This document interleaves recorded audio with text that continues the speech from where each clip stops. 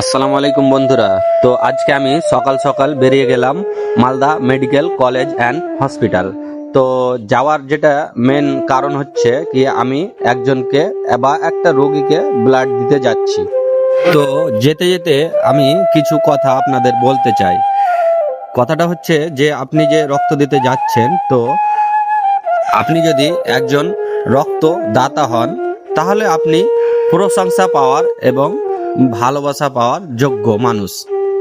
আপনি জাতির জন্য একজন সত্যিকারের হিরো, বা যাকে রক্ত দিলেন সেই ফ্যামিলির কাছে এবং তার কাছে আপনি হিরো। আর একটা কথা, এখানে হিরো বলতে খালি সিনেমার হিরো না, শাহরুখ খান, আমির খান এগুলো না।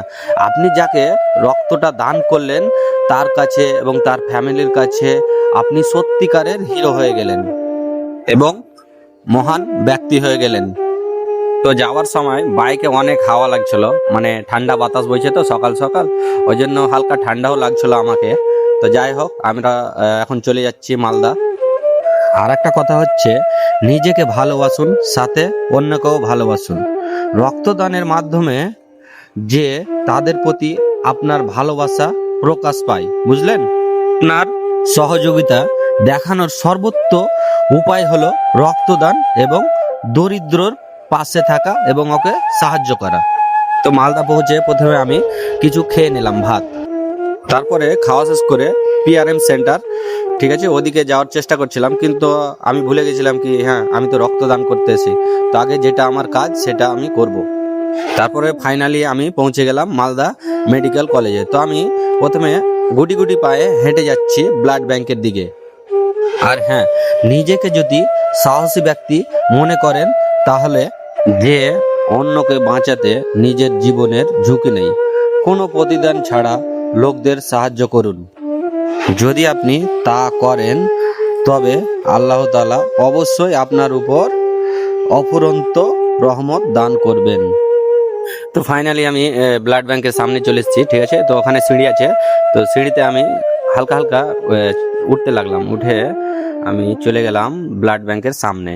ওখানে গিয়ে যেটা আমার হাতে টিকিট ছিল, ঠিক আছে, ওটা আমি প্রথমে জমা করে দেব, ঠিক আছে। এই টিকিট জমা করার পরে এখানে আমার নাম, বয়স, ফোন নাম্বার সব লিখে নিচ্ছে দাদাটা আমার, বুঝতে পারলেন? আর হ্যাঁ, আর একটা কথা, কেউ যদি আপনাকে ফোন করে, ভাই কোনো বন্ধু বা আত্মীয় স্বজন, কি ভাই আমার বাবার জন্য রক্ত লাগবে, মায়ের জন্য রক্ত লাগবে, তো ভাই ভয় করো না, নিশ্চিন্তে তাকে রক্ত দিয়ে দিও ভাই।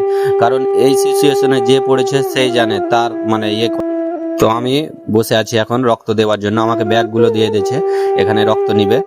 আর ভাই কেউ ভয় করবে না ভাই, রক্ত দিলে কিছুই হবে না, ঠিক আছে। রক্তদানের ক্ষতির চেয়ে উপকার বেশি, কারণ জীবন বাঁচানোর জন্য সব থেকে ভালো উপায় হলো রক্তদান করা। যদি রক্তদান করো তাহলে হৃদরোগ, ক্যান্সার, হার্ট অ্যাটাক এগুলো থেকে দূরে থাকবে।